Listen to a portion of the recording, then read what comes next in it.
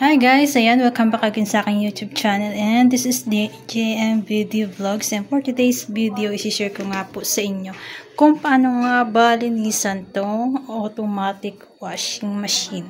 So ayan siya, ganyan siya kalaki guys, and dito namin nilalabahan yung mga mabibigat like mga kumot na makakapal, tapos cover ng mga sofa, so dyan namin siya nilalabahan. So, ayun na nga guys. Ito yung kanyang lagayan ng sabon and downing. So, ngayon, ayan. Madali lang naman siyang linisin guys. Actually, tatanggalan mo lang siya ng mga buhol-buhol. No? Ng mga natanggal na dumi, like mga alikabok. So, ito siya, sa gilid siya guys. Ayan. Kita nyo yan dyan sa gilid na yan. So, ayan yun. Tatanggalan nyo ng dumi. And the other side, ito naman. Ayan, so dalawa siya. So, ipipress mo lang siya ng ganyan. Ayan. Tanggalin nyo lang siya dyan. So, ayan na siya guys. O, ayan. O, so, ayan. Nakikita nyo guys yung dumi. So, ayan. Tatanggalin nyo lang yan. So, ayan na nga guys. Ito,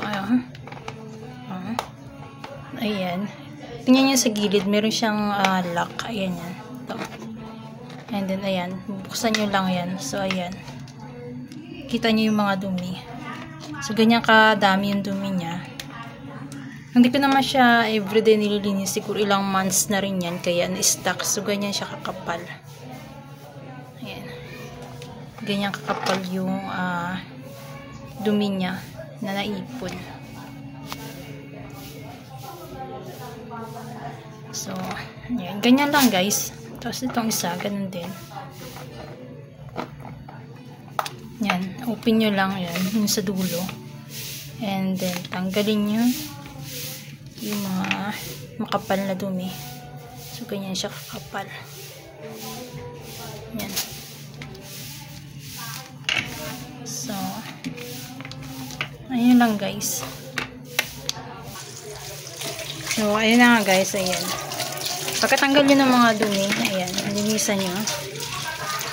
So, para matanggal pa yung mga, yung mga dumikit na dumi. Ayan.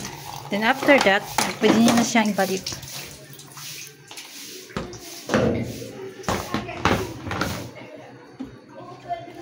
Ayan.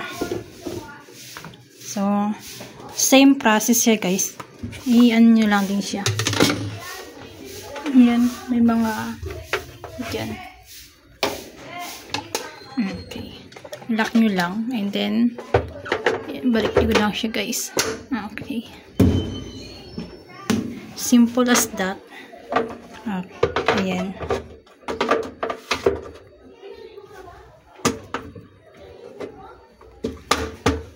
So, okay na siya guys. Ayan. So, ayun lang. Ganun lang siya kadali linisin. And thank you for watching.